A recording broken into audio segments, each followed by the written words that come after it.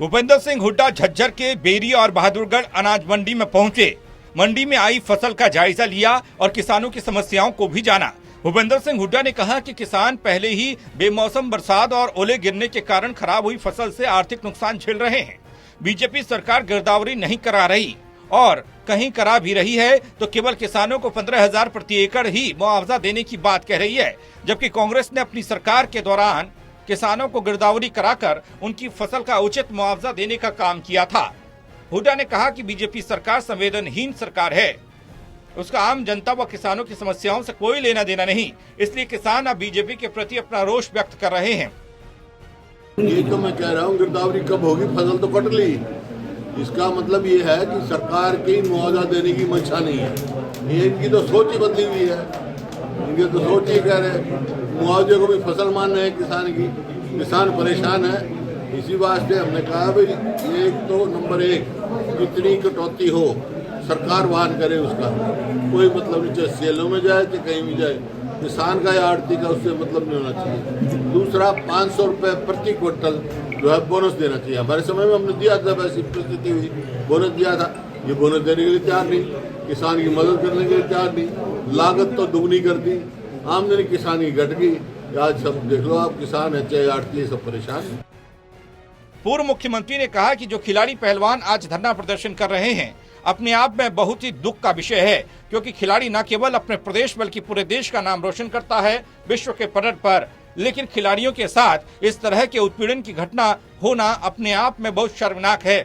इसलिए जो भी दोषी हो उसकी उचित जांच होनी चाहिए और कार्यवाही भी। देखिए, बड़े ये अफसोस की बात है कि हमारे पहलवान खिलाड़ी जो जिन्होंने दुनिया में नाम कमाया, केवल हरियाणा का नहीं पूरे देश का जिन्होंने नाम ऊंचा किया, उनको धरने पे बैठने की जरूरत पड़ी।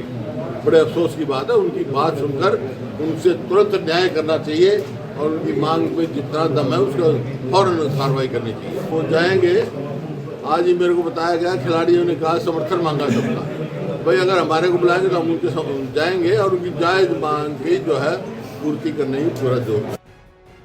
पूर्व सीएम ने कहा किसानों के लिए जो सरकार ने क्षतिपूर्ति पोर्टल मेरा ब्यौरा मेरी फसल बनाया है वह किसी काम का नहीं है, क्योंकि अधिकांश समय तो पोर्टल खुलता ही नहीं। इसलिए किसानों को, आम जनता को भारी परेशानियों का सामना करना पड़ता है। बादली में उन्होंने कहा कि आज हरियाणा में भ्रष्टाचार है, बिगड़ती कानून व्यवस्था लोगों को ठगने के लिए नंबर 1 बन चुका है।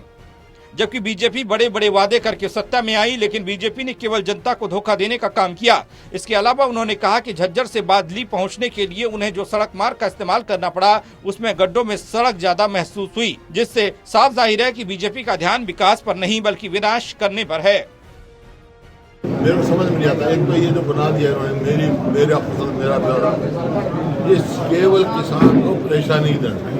कहीं पीपीपी बना देंगे, पहचान पत्र बना देंगे, परमानेंट परेशानी पत्र बना देंगे। भाई पहले भी तो इतनी फसल होती थी, यही मंडियाँ थी, समय पे उठता था और कभी बेमौसमी बारिश होती, किसान का नुकसान होता तो स्टेट गवर्नमेंट अपनी तरफ से बोनस देती थी। अब कोई बोनस की बात नहीं, बल्कि जो सेलों में ले जा रहे हैं, जबरदस्ती कर रहे हैं, वहाँ 2.5 किलो की कटिंग 3 किलो 2.5 किलो काट रहे हैं और जो वहाँ से वापस आ रहा है, वेयर हाउस है, हैफेड से वापस आ रहा है तुम्हारे दान में जो, और पेमेंट जो 72 घंटे की पेमेंट का दावा कर रहे हैं, खोखला दावा कर रहे हैं। पेमेंट तो जब ये फार्म भरा गया जिस दिन, उस दिन से खरीद हो गई, उस दिन से वही एजेंसी मालिक है। आड़ती का किसान है, क्या मतलब उस दिन से वही रखवाली करें, उसका वही पेमेंट करें, उसके 72 घंटे के बाद पेमेंट मिलनी चाहिए। पेमेंट नहीं मिली, कितने किसान खड़े हैं, मैंने पूछा सबसे। आपको बता दें कि किसान बेमौसम बरसात और ओलावृष्टि के कारण खराब हुई फसल के मुआवजे को लेकर परेशान दिख रहे हैं। पूर्व सीएम हुड्डा ने भी सरकार पर जमकर आरोप लगाए हैं। Yogendra Saini, Jhajjar, total news.